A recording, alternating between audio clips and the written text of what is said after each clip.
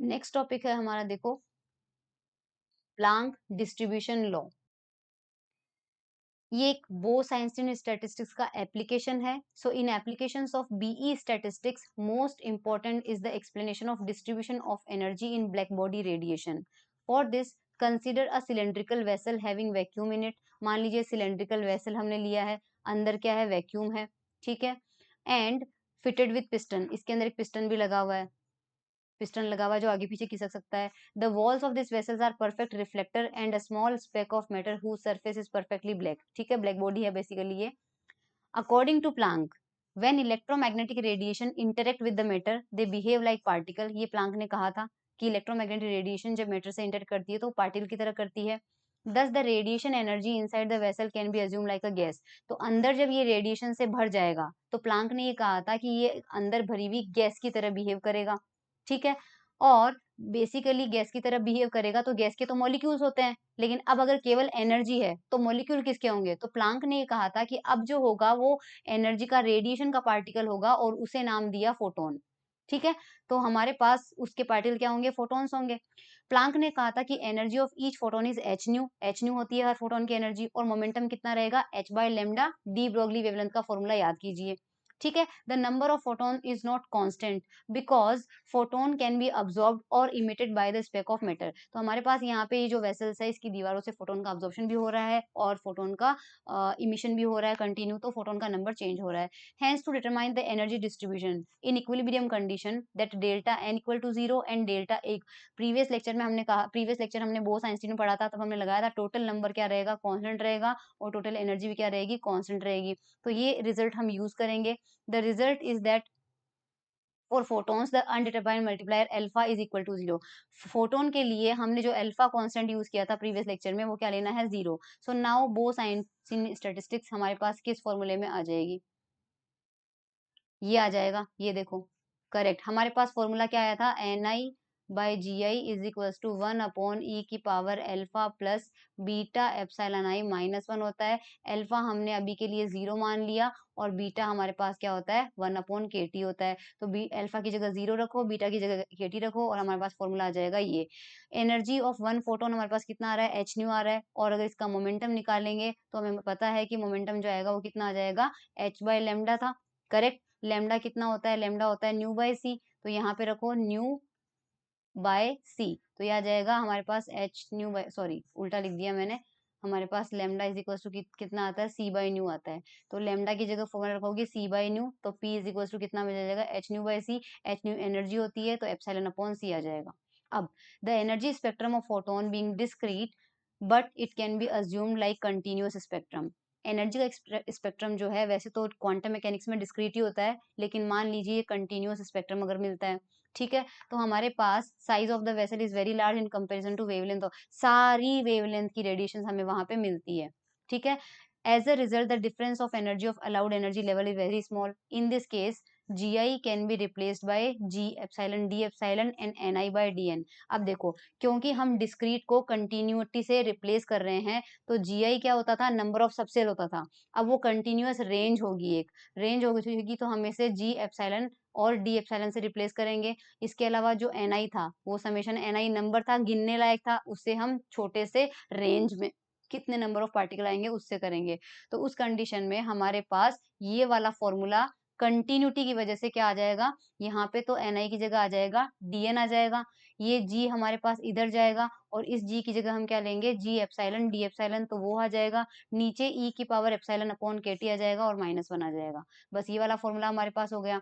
ये एनर्जी के टर्म में है। अगर हम इसे फ्रीक्वेंसी के टर्म में लिखें, क्योंकि एनर्जी जो है वो फ्रीक्वेंसी के डायरेक्टली प्रोपोर्शनल है, तो सिर्फ फ्रीक्वेंसी के टर्म में क्या रखना है? जी न्यू का फंक्शन हो जाएगा, डी की जगह डी न्यू आ जाएगा, एप्सिलॉन की जगह हमारे पास एच न्यू आ जाएगा, ठीक है। Where g nu d nu is the number of modes in frequency range d nu, क्योंकि ये फ्रीक्वेंसी के टर्म्स में है। Now we determine the number of states, क्योंकि जी था क्या? सब सेल का नंबर ही था। अब हमारे केस में एनर्जी के लेवल है तो वो नंबर ऑफ स्टेट्स हो जाएगा, ठीक है। तो हम न्यू और न्यू प्लस डी न्यू के बीच में इसकी वैल्यू निकालेंगे। तो इसकी वैल्यू निकालने के लिए हम यहाँ पर क्या कहेंगे कि if the energy of photon correspond to momentum p, the energy of photon between E and E plus d v will be the same.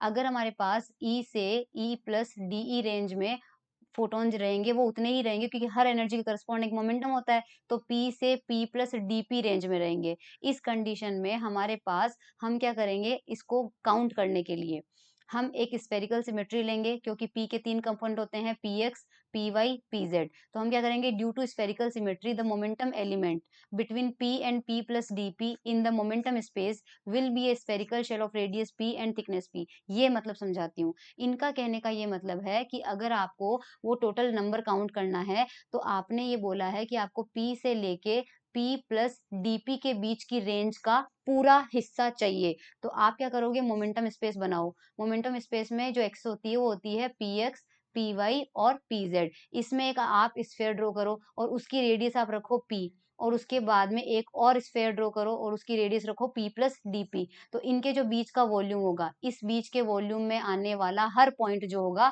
वो किसी न किसी एक सबसेल को या एक जी को, एक एनर्जी स्टेट को डिफाइन करेगा। तो हमें क्या करना है, P से लेके P प्लस dp के बीच का वॉल्यूम निकालना है। और हमें पता है कि अगर P रेडियस हो और dp थिकनेस हो, तो उसका जो वॉल्यूम आता है इस स्फेरिकल शेल का, वो कितना आता है, 4 पाई p स्क्वायर dp। ये अपने पास वॉल्यूम एलिमेंट आ गया, यही यहाँ पे कहना चाह रहा है। तो उसका वॉल्यूम कितना आ जाएगा, 4 पाई p स्क्वायर dp आ जाएगा। तो the volume of a cell in phase space कितना हो जाएगा, v multiply by p square dp। अब ऐसा क्यों आया, देखो मैं बताती हूँ। क्योंकि हम यहाँ पे ले रहे हैं मोमेंटम स्पेस का, तो पता चल गया। अब आप बात करो फेज स्पेस की। फेज स्पेस को मैंने डेफिनेशन आपको बताई थी, x, y, z, p x, p y और पी जेड, ये होता है। तो अगर इसके अंदर वॉल्यूम एलिमेंट लेना है, तो वो कितना हो जाएगा, d x, d y, d z, d p x, d p y और dpz। अब आपने ये वाला 3 जो कोऑर्डिनेट है, इनको तो एक्सिस बना के इसका वॉल्यूम निकाल लिया, 4p स्क्वायर dp। और ये आपका वेसल का रियल वॉल्यूम होगा, क्योंकि यहाँ पे x, y और z जब होती है तो जो वॉल्यूम आता है वो एक्चुअल वॉल्यूम आता है, और एक्चुअल वॉल्यूम मान लीजिए v है। तो टोटल आपका फेज स्पेस में जो वॉल्यूम है वो कितना हो जाएगा, v मल्टीप्लाई बाय, मतलब real volume multiply by 4p square dp हो जाएगा। तो इस वजह से यहाँ पे मल्टीप्लीकेशन में आ जाएगा। अब हमें नंबर ऑफ स्टेट्स निकालनी है, तो नंबर ऑफ स्टेट्स निकालने के लिए अब हम मोमेंटम की बात कर रहे हैं। सबसे पहले हमने जी को एप्सिलॉन की रेंज में बात किया, फिर हमने उसको फ्रीक्वेंसी के टर्म में बात किया, अब हमने उसको मोमेंटम के टर्म में बात कर रहे हैं। तो जीपी डीपी जो है वो कितना आ जाएगा, इस वॉल्यूम को आपको मल्टीप्लाई करना है, मतलब इस वॉल्यूम को डिवाइड करना है एच क्यूब से और मल्टीप्लाई करना है 2 से। अब वो मैं आपको बता देती हूँ कि एच क्यूब से डिवाइड क्यों किया है। ये देखो यहाँ पे वापस आ जाओ। बेसिकली आपके पास यहाँ पे मान लीजिए ये वॉल्यूम अवेलेबल है, ठीक है। इसका वॉल्यूम आपने अभी निकाल लिया 4 पाई p स्क्वायर dp, मतलब मान लीजिए टोटल वॉल्यूम अवेलेबल है। इसमें छोटे छोटे सब सेल बने हुए हैं, छोटे छोटे घर बने हुए हैं, और उन घरों की संख्या जो है वो आप डिनोट कर रहे हो gp dp से। तो इन घरों की संख्या कैसे निकालोगे, हमारे पास टोटल अवेलेबल वॉल्यूम कितना है, ये है। और अगर मैं आपको बताऊं कि एक घर का वॉल्यूम कितना है, स्मॉल h क्यूब, तो घरों की संख्या निकालेंगे, तो घरों की संख्या कैसे निकालेंगे, जीपी डीपी जो है, आप बोलोगे टोटल अवेलेबल स्पेस कितना है, टोटल वॉल्यूम हो जाएगा 4 पाई p स्क्वायर dp, और एक घर का वॉल्यूम कितना है, h क्यूब। तो ये संख्या आ जाएगी आपके पास घरों की संख्या, total available volume divided by volume of one subcell is equals to number of states. अब ये क्योंकि आप एनर्जी रेडिएशन की बात कर रहे हो, इसलिए 2 से इसलिए मल्टीप्लाई किया है, क्योंकि इलेक्ट्रोमैग्नेटिक रेडिएशन में 2 पोलराइजेशन स्टेट होती है। क्योंकि आपने देखा होगा ट्रेवलिंग इस डायरेक्शन में होती है, तो आपके पास इलेक्ट्रिक फील्ड का वेक्टर, अगर x डायरेक्शन में वेव ट्रेवल कर रही है, तो ट्रांसफर डायरेक्शन में वाइब्रेशन होते हैं, तो y डायरेक्शन में इलेक्ट्रिक फील्ड और z डायरेक्शन में मैग्नेटिक फील्ड। तो अगर मैग्नेटिक फील्ड z में भी हो सकती है या फिर y में भी हो सकती है, तो 2 पोलराइजेशन स्टेट होने की वजह से हमने इलेक्ट्रोमैग्नेटिक रेडिएशन की वजह से यहाँ से क्या मल्टीप्लाई किया है, 2 से मल्टीप्लाई किया है। तो 2 का रीजन यहाँ पे लिखा हुआ भी है, देखो, where volume of each cell is h cube, and factor 2 is taken for this reason that electromagnetic radiation is a transverse in nature and it can be polarized in two independent direction normal to the direction of propagation. Putting momentum p in terms of frequency nu, हमें क्या मिलता है यहाँ पे देखिए। देखो यहाँ पे हमें जीपी-डीपी का एक्सप्रेशन मिला था, वो मिला था 4 pi p square DP into 2 upon H cube, और क्योंकि रियल वॉल्यूम भी मल्टीप्लिकेशन में था, तो उसमें हमें v से भी मल्टीप्लाई करना पड़ेगा। तो v से मल्टीप्लाई करने के बाद जीपी-डीपी ये आता है। फ्रीक्वेंसी के टर्म में जाते हैं, तो p का फॉर्मूला हमें पता था कितना था, एच न्यू अपॉन सी। तो यहाँ पर देखिए p का स्क्वायर है, उस p के स्क्वायर की जगह कितना आ गया, ये रहा एच न्यू बाई सी का स्क्वायर यहाँ पे आ गया। इसी तरह से अगर हम यहाँ से डीपी की वैल्यू निकालें, तो डीपी की वैल्यू कितनी आ जाएगी, एच अपॉन सी तो कॉन्स्टेंट रहेंगे और डी न्यू आ जाएगा। तो यहाँ से डीपी की जगह क्या रख रखना पड़ेगा h by c d nu. तो ये जो dp है, ये जो dp है इसकी जगह लिख दिया h by c d nu आ जाएगा, और यहाँ पे v एज इट इज है, और ये जो 2 है वो भी एज इट इज है, और डिवाइड बाई h क्यूब है वो h cube as it is है, और ये जो 4 पाई है वो 4 पाई यहाँ पे आ गया। थोड़ा सा रीअरेंज करेंगे तो हमारे पास ये टर्म हो जाएगा।